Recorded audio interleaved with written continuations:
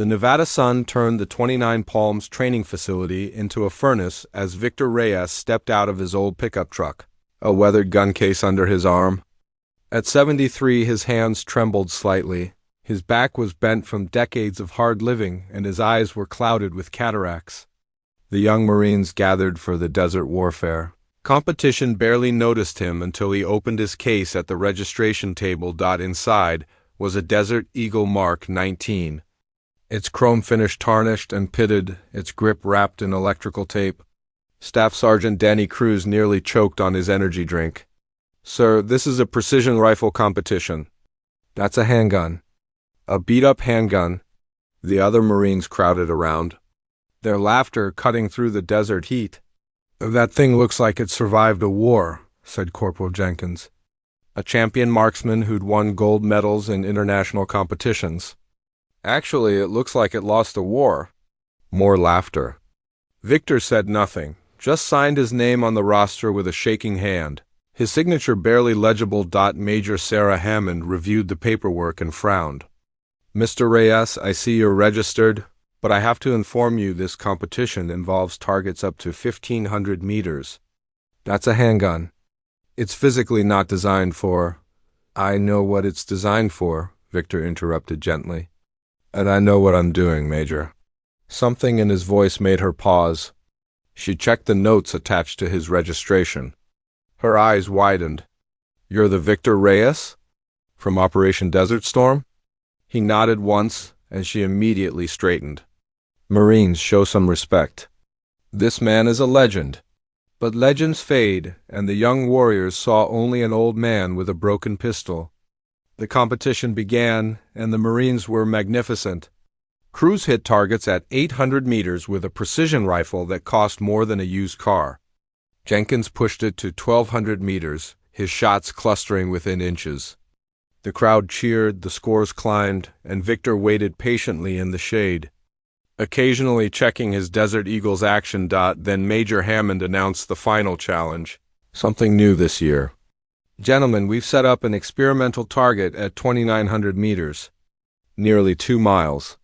It's never been attempted in this competition. Closest shot wins." The Marines exchanged excited glances. This was impossible range, even for their equipment. But they'd try, one by one. They took their positions with spotting scopes, ballistic computers, and custom ammunition. Cruz came within 50 meters. Jenkins managed 30. These were extraordinary shots with rifles designed for extreme distance. Then Victor stood up, Desert Eagle in hand, and approached the line. "Wait, you're actually going to try?" Cruz couldn't hide his disbelief. "Sir, with all respect, that pistol's effective range is maybe 50 meters. You're talking about nearly 3,000. Victor loaded a single custom round, one he'd machined himself in his garage workshop. His hand steadied as he gripped the pistol, muscle memory overriding age. "In 1991, I was pinned down in Al-Kafji with a broken radio and insurgents at impossible range. This same pistol, same modifications, saved my entire unit. The shot was logged but classified because nobody believed it. Command said it was a ricochet." "I know different." The Marines fell silent. Major Hammond had read the classified reports just that morning, preparing for Victor's arrival. She'd thought they were exaggerated, impossible.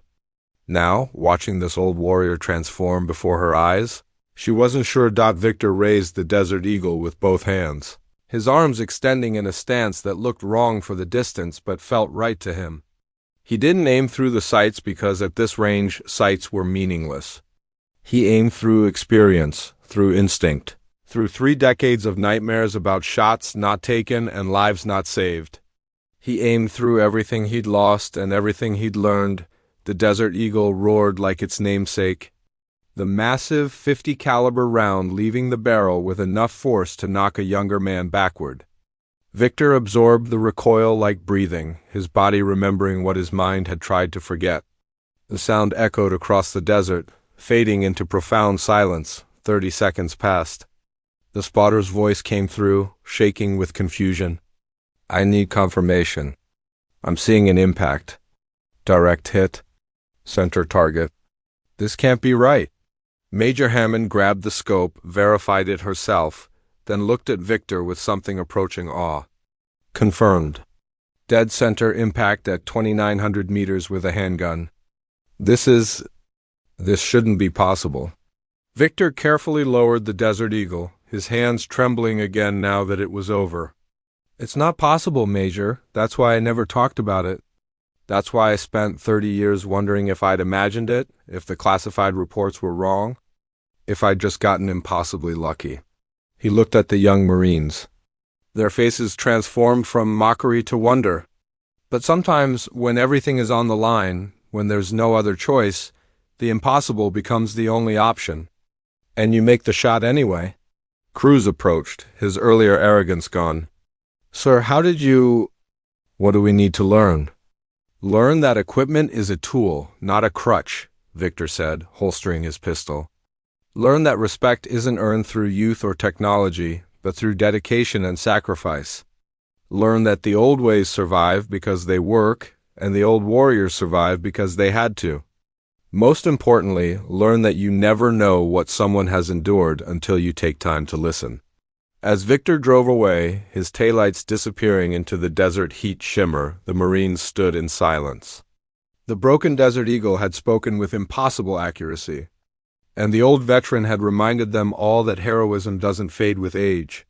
It only waits for the moment when it's needed most. If this story inspired you to see beyond appearances and respect the warriors who came before, subscribe to our channel for more powerful true stories.